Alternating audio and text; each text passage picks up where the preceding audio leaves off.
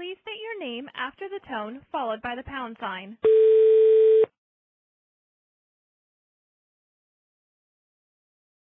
Thank you. A loved one who is in decline. And so there is a justification for congregations to be concerned about people who are caregivers. Now, it is the case that congregations are often requested or called upon to be involved in many different types of programs to respond to human need. And oftentimes they can respond to many of them, but more often the case is that they can't respond to them all. And so they select those that they think they have the resources and the gifts or the talents of their membership in order to make a meaningful difference in the lives of those that they serve. And so if a congregation says, this just isn't our ministry, this just isn't our calling, it doesn't mean that they're a bad congregation. Rather, they're not fulfilling their obligations as members of a particular faith tradition or community. It just merely means that they're trying to match up their resources adequately with the needs so that they can have the most impact and make the most difference in the lives of everyone involved in the program. So there is a theological justification. There's also just the awareness that we all have of the need. The growing numbers of people who are in caregiving roles are well documented. We also understand that they, over a period of time, experience caregiver burden. And among the interventions or resources that may be available to them that can help them remain in that role for as long as possible and to properly care as a consequence of taking care of themselves for the one that they are committed to, then they need varying kinds of support and assistance. And among the most commonly requested is respite, just periods away or time off from their responsibilities that can become 24/7 until their is admitted to an institution for custodial care or until that individual dies. So the justification or the need is rampant. It exists in all communities across all walks of life, across the socioeconomic spectrum. It's a universal need of people who are in caregiving situations. So let's talk now about the potential. I've already signaled that the potential is probably less than the numbers of worshiping communities that dot your community's landscape. In our program at Interfaith CarePartners, we utilized the team format, and by requiring a team consisting of 15 or more people meant that some congregations were just too small to sustain or dedicate that many people to a single ministry. So as one looks at the potential, as I said, sometimes the size of the congregation just isn't strong enough or large enough to support a team effort, but that doesn't mean that they can't have some type of more informal individual program that can match up members of a congregation with other members of a congregation who are in a caregiving role, or to match up individuals in the community with people in a congregation who have a sense of call and who have a sense that they have the required gifts in order to engage in these kinds of services that will be meaningful and helpful and would, in the end, make a huge difference in the quality of life of everyone involved. So the potential may be less than it appears when you start counting congregations. But one ought not be necessarily deterred when looking at one's neighborhood or community and concluding that all of the congregations are small. Sometimes it's possible to get congregations to work together. That's not always possible for a variety of reasons, but oftentimes one can get congregations who are close to one another, who have some friendly relationship, or perhaps have been engaged in shared activities before, to consider working together so that you may have one congregation with a predominantly older membership and another congregation with a predominantly younger membership. Well, the needs may exist for respite in the older congregation, and the resources to meet those may exist in the younger congregation. So there are ways in which one can approach this, just using a little creativity, a little initiative, and trying to concentrate when inviting congregations of different traditions or different denominations or differing socioeconomic characteristics to focus on what they share in common rather than the differences between them, whether they're doctrinal, whether they're differences in polity, that is the ways in which the congregation structure and function, or whether there's differences in socioeconomic characteristics, that they can concentrate on what they share in common, and that is typically a shared obligation of their faith to care for people who are suffering or ill or in distress, then perhaps one can build a foundation for them to work together. So let's move on now to recruitment. Assuming that one is willing to undertake the challenge of trying to start respite programs within a congregation that are more formal rather than informal in nature. And what I mean by that is that congregations typically are engaged in these kinds of caregiving activities with their own members. There may be an older member who's become ill, and the spouse is trying to take care of that individual as well as one can, but they need help. Well, other members of the church or the synagogue may recognize that situation and offer varying types of support assistance, including respite. But it's not necessarily called respite. It's called visitation. It's called caregiving ministry of one type or another. So when one approaches a congregation, one has to be careful in that approach not to imply to the leadership of the congregation that they're not doing what they should be doing or that they're doing it badly. That will result, in most cases, in our experience, in them not being open to any further discussion. It's not a good way to start a conversation if people feel as if they're being criticized for their shortcomings. So getting access can be a challenge. Now, everyone always thinks that the way to engage a congregation in some type of collaborative program or to start something new means, as a single congregation alone, means that you have to go to the senior pastor or the senior rabbi in Christian and Jewish life and get that person's support in order to proceed. Now, in many cases, that's true, but it's not always true. There are many doors into a congregation.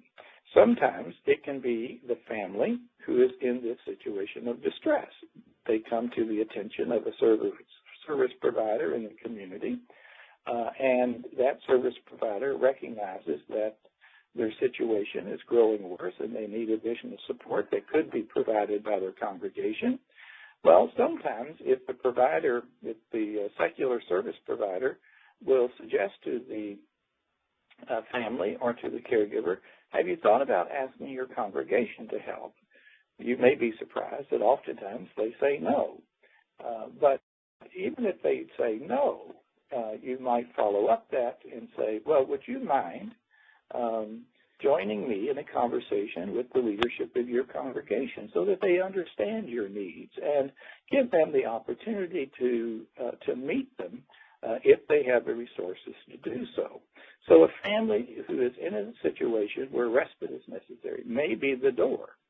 In some congregations, the pastor or the rabbi may not give you an audience. They're busy. They get knocks on their doors all the time. But you may know a layperson in that congregation who has a position of leadership or who is a long-term member who has some influence.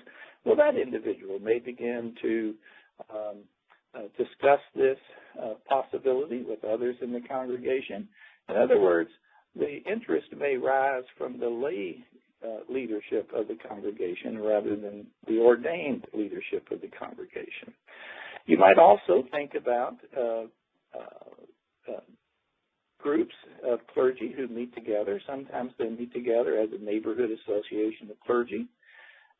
And you may be able to have a discussion with them if you have a sponsor who would, in a sense, open the door for you there, perhaps your own pastor or rabbi.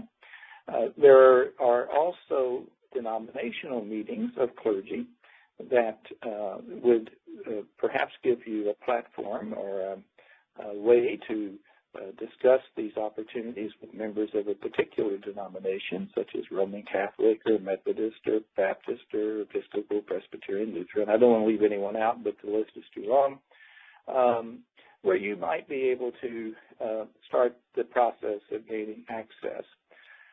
So there are a number of doors, and one never quite knows which one is going to be successful.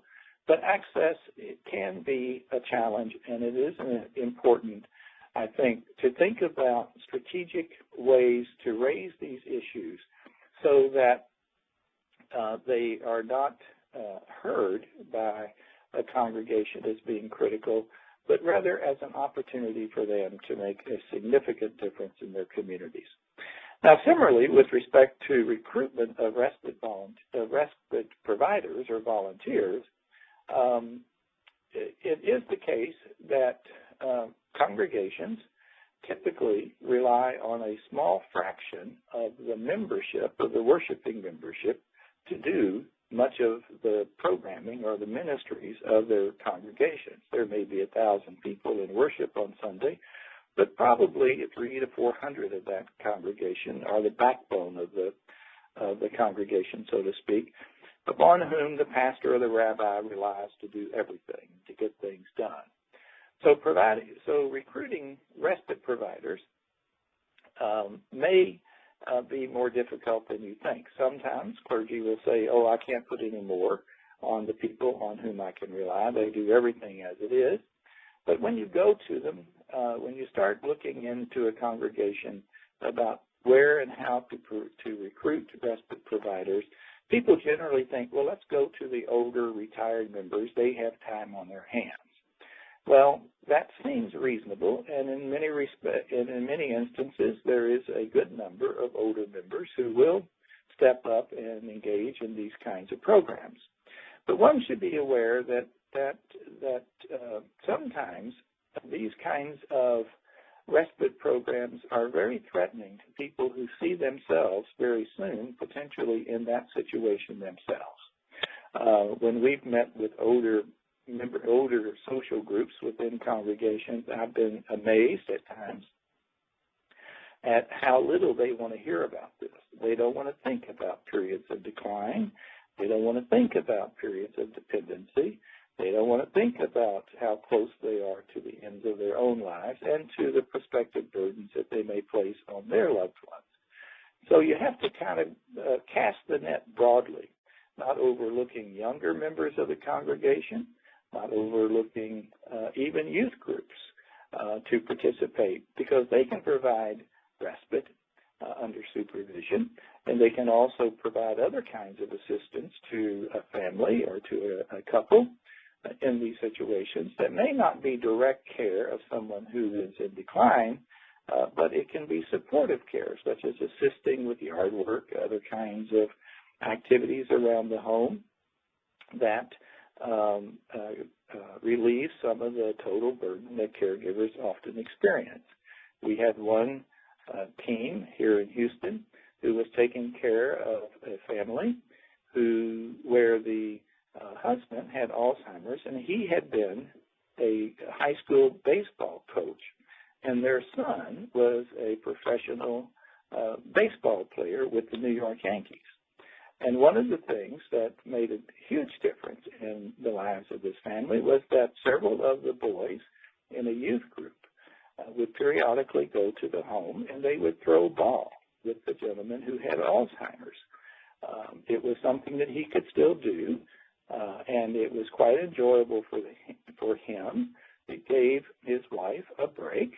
And thirdly, those boys got to meet over time the New York Yankee star. And so they got a lot out of it. And he could still coach a bit at his stage at the point when this was taking place. But it illustrates that there are potential respite providers beyond those that you might initially think about when you begin to imagine the richness of congregations. Lastly, let me say something about the recruitment of caregivers. One would think, given the expressed need that caregivers say they have, that they would quickly respond in the affirmative to any offer of assistance, no matter where it came from or in what form it was offered. That, unfortunately, is not always the case. And in congregations, it can be even more so. The reasons for that, or some of the explanations for that, is that there can be some embarrassment that they feel in admitting that situations are getting beyond their total control.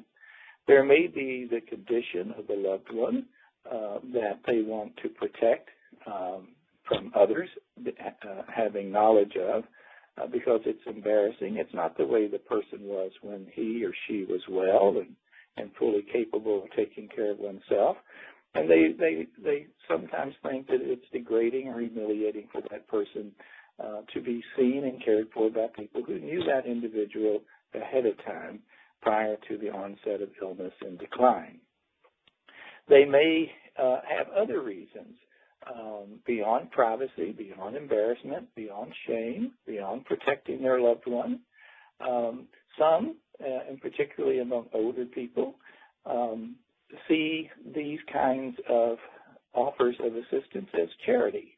And they were raised in a day and taught that you just didn't accept charity, that you were self-supporting and you took care of things on your own. You didn't accept public benefits, or in many instances you wouldn't accept the care of members of your own congregation. Many times we've talked to family caregivers and asked them for the opportunity to work with them or to serve them in their homes, and they would say, oh, well, other people need this worse than me.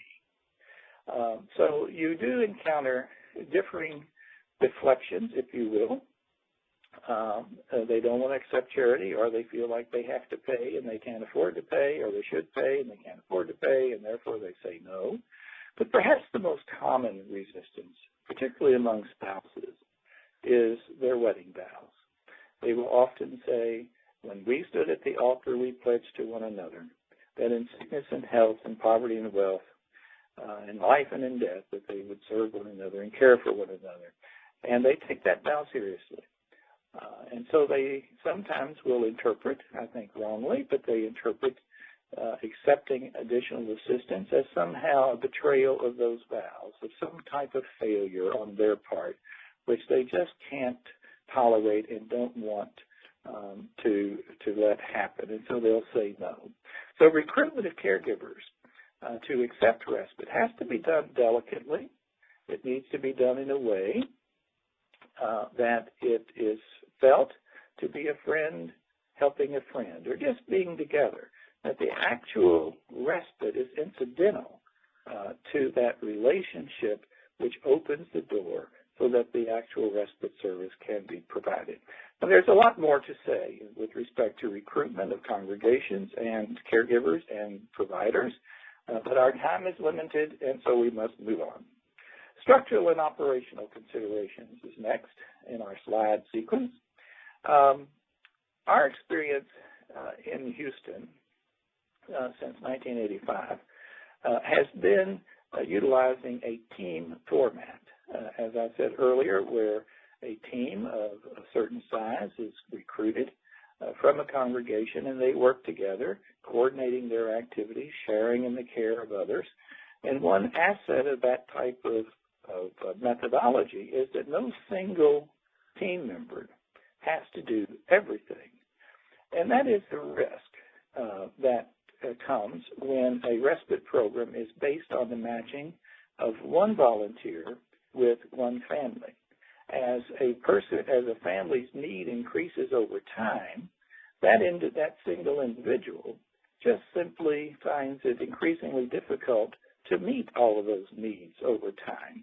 And so having more than a single person involved and coordinating their activities together over a period of time provides for less likelihood of volunteer burnout or exhaustion. It also suggests that a person or a family's needs could be met reasonably efficiently over time as they increase without any single team member or volunteer provider feeling as if she or he has to do it all. It's not unlikely that when a single volunteer matches up with a family and that family's needs increases, and at the end of the journey the volunteer is exhausted, that you've lost them forever. They'll say, I just can't do this again. I have a life, I have a family, I have a job, or I have other responsibilities. I wouldn't abandon that family because I grew to care about them and they meant a lot to me. And I knew I meant a lot to them, but now that's over and I just can't do that again. And so if a congregation chooses to utilize a single provider methodology, a one-on-one or a two-on-one ratio of volunteers to families or individuals with needs, one should do that with with their eyes open as to what some of the potential stresses are, and to build into that methodology procedures in order to protect those single providers from getting drawn in too fully. Once one has recruited members and decided upon whether you want to conduct a team or a one-on-one or a smaller number of volunteers to a family, one needs to think about how you're going to prepare them for these services and the experiences that they will have as they share the journey with their family. And so providing some orientation to what they're going to be doing, providing them with some basic training that can be training around basic physical skills in terms of caregiving, but it can also be around other aspects of caregiving. Among the things that we usually suggest to people in creating these groups is that volunteers oftentimes will say, well, I just don't know what to say, or I don't know what to do. Well, sometimes you have to kind of teach people how to start a conversation, how to go into a stranger's home, so to speak, and establish a relationship. And in reality, it's no different than in the rest of our lives in establishing relationships. You start a conversation. You find things to talk about that you have some common interest in with the other people, and then that begins to create shared interest, concerns, or experiences that open the door, as you talk about them, to other kinds of information about one another, which are part and parcel of a relation-building process. So you need to provide them with some training. And then lastly, some continuing education. You just can't throw people out and say, okay, we're assigning you to this family, and you take care of that until it's all over. Well, things change in the course of an illness, and they need additional information or additional training as they get in more and more involved in a program. At Interfaith CarePartners, we used what I would characterize as a clinical method of training. That is to say, because we cannot know in advance everything that a volunteer is going to encounter, we basically offer them very little when they start their journey. But then we provide supervision to them as they go along in their relationship with the family to which they've been assigned. And as things come up, that's when we respond to that question, that need, that new situation with practical information or background information that will help them to navigate that situation as well as they can. That's the way professionals learn their occupation. Physicians, nurses, social workers, clergy even. We learn by doing under supervision, where if we encounter something new, an older, more experienced colleague will help us to understand it so that we can more effectively respond to that situation. So recruiting, equipping, supervising, it's easy enough for volunteers to get in over their head. Boundary setting is extremely important. Just because there's a need to be done doesn't mean that the volunteer is the person who is competent or comfortable to do it. Because the needs can be so great, and the volunteer, particularly if it's a single volunteer, fears that, well, if I don't do it, no one else will. This need will not be met. They get more deeply involved, and they run a greater risk of not performing well in terms of the service that they provide, but also increasingly at risk for burnout and exhaustion because of the demands that they place upon themselves. The last thing to consider with respect to structural and operational considerations is whether a congregation would only serve their own members or whether they would serve people in the community. It's always advisable, in my view, to let that be a decision of the congregation. They may have overwhelming needs within their own membership that they can't meet, and therefore they wouldn't be able to serve anyone who is not a member. But if they do have those responsibilities, at least by offering them that opportunity of outreach, they might begin to serve people in the community. Oftentimes, they will begin by only serving people in their congregation, but as they gain confidence, as they gain additional resources, that is, more volunteers, they will, in fact, begin to respond to people in the community. Now, going on to the next slide, I apologize for my landline ringing in the background. Perhaps you can hear it. As I said, respite is the commodity, if you will, or the deliverable. But in my view, it's not the most important part of a congregation-based respite program. Rather, relationships are. If I can get you to care about me, I don't have to worry that as my needs change, that you won't make your best effort to provide the support and care that I need as a caregiver. We go the extra mile for people we care about.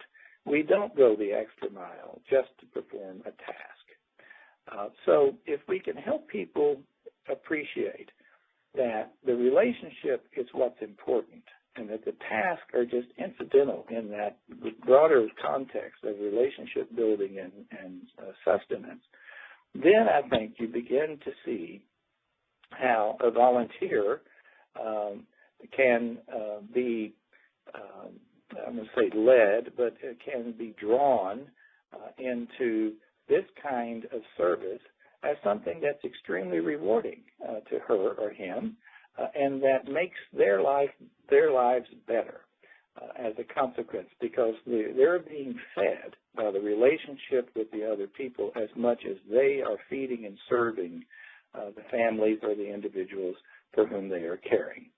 Now, respite, as I said, is just one of the many benefits from the relationship. There are many others.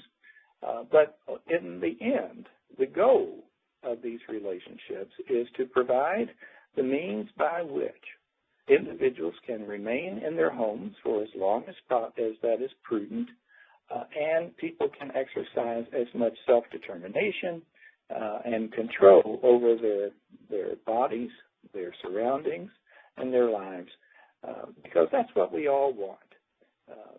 None of us look forward to a time when we cannot make our own choices, when we cannot complete all of our activities of daily living.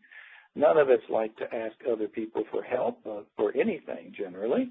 We are independent Texans who are accustomed to doing things on our own and not asking for the help of anyone else. Well, if our goal is to help people retain that control over their lives, and when those capacities begin to slip away, to supplement them to the extent that we can and to help them exercise control where they can, then their quality of life increases, their self-esteem increases, their dignity increases, and we feel good about enabling them to go through a very dark period of life with as much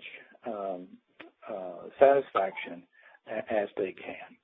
And so helping to create situations where they have choices. Oftentimes people don't recognize what choices they have. They get so overwhelmed by an illness or all the demands that are being placed upon them that they just can't think outside of their current need, or they can't think about how to meet a need in a creative fashion. And so helping them to identify what options they have and assisting them to consider which one is most appropriate for their own situation is an important part and benefit of the relationship, because they are trusting relationships, which one does not want to violate. And then lastly, one always has to be concerned about the safety and welfare, not only of the volunteers, but also of the people who are being served. No volunteer respite caregiver should be asked to do anything for which they have not been properly trained or that for which they are not totally comfortable in doing. The safety and welfare of everyone is, of course, a very important consideration. Now, very quickly, quality assurance. We think, as you have already heard, that supervision is an important part of any volunteer program where you're involved with people who are vulnerable. And if these individuals are performing a service on behalf of their congregation, particularly in these situations of vulnerability, that they should be accountable. Now, asking members of congregations to be accountable for their activities on behalf of the congregation in many instances is an alien concept. People just do what they do.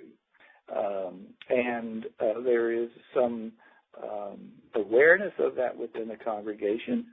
Maybe it's children's ministries, youth ministries, whatever it is, nursing home ministry. But there's oftentimes not any formal structure of accountability where they report on what they're doing, where they keep records of what they're doing. And so we think that one aspect of quality assurance so that these programs do not get into trouble and where everyone is proud of them requires some measure of accountability, some reporting mechanism by which this program is reviewed by persons in leadership or other lay committee structures within a congregation. The supervision of the respite providers, they're lay people out there just doing the best they can based upon their own gifts and skills and perhaps life experiences or any other formal training they may have had in their own educational or vocational journeys. But these are oftentimes very new experiences with people with diseases they've never encountered before, don't know much about, periods in life where they have no experience, perhaps a younger person serving an older person. They just don't quite know what it's like to be that old and to face those situations. Well, if they have someone to turn to who can help them understand and perform well, that is a gift and an asset and strength of these kinds of programs. And so a supervisor of appropriate knowledge and skills is an important ingredient to the quality assurance so that everyone looks back or experiences in the course of these programs with a great sense of satisfaction that everything was done as well as it could and that people in every aspect of the program have been blessed. Now, risk management is another aspect of quality assurance. Obviously, we want to be careful to protect everyone from accusations of misconduct, and we want to provide as much structure as possible that accusations will not be made, either because something actually occurred or because you're dealing with someone who has dementia and thinks it occurred and has made a complaint incorrectly.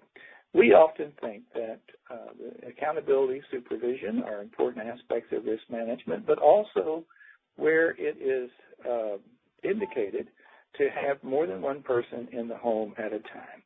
Individual congregations will make judgments according to their own policies about background checks regarding people who are involved in congregation-sponsored activities that put them in contact with vulnerable populations. But those are policies of congregations that vary from congregation to congregation, and one just has to learn what those are and respect them to the extent that you can. Now, just a few words about sustainability.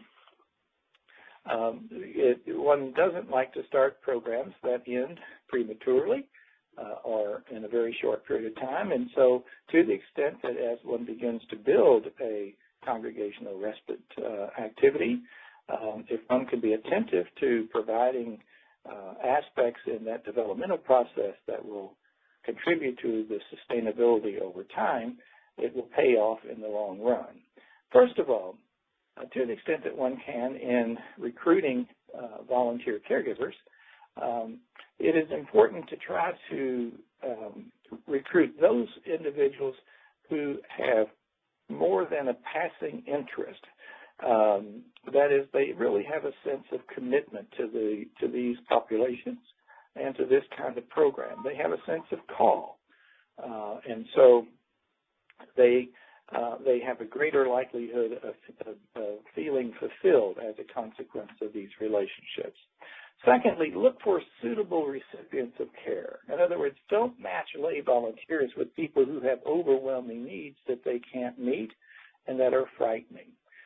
In our program, we often, particularly during the AIDS days, we would have people with HIV and AIDS who were also bipolar. Well, after a few experiences with matching teams with these individuals, we learned very quickly that the lay people just were not equipped to deal with someone who had AIDS and who was also bipolar, a very significant mental disorder. And so you have to find suitable recipients of care so that the people all are well matched and that the caregivers can perform well and the people get the appropriate support that they need.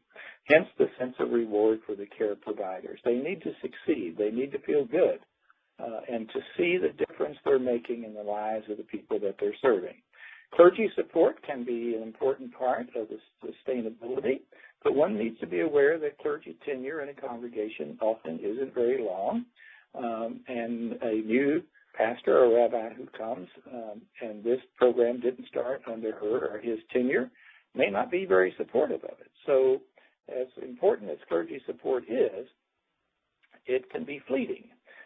So again, going back to the first comment, lay commitment, lay leadership, lay commitment to it is probably much more important over the long run than clergy support for these kinds of ministries. Providing some backup. Where do these people go for help? When they encounter a situation they don't understand, or they're frightened by, or they feel ill-equipped to meet, they need to have places to go. And so a point of contact who either has this knowledge and information personally or knows where to get it is an important asset in the sustaining of these programs. Recognition is important. Now, people engaged in these activities normally don't do it for recognition, but it always feels good when someone says, I notice what you're doing and what a blessing you are to these individuals. That affirmation means so much in their willingness to stay in these programs over time. And then lastly, these people are doing it because they see it as an expression of their faith and their discipleship.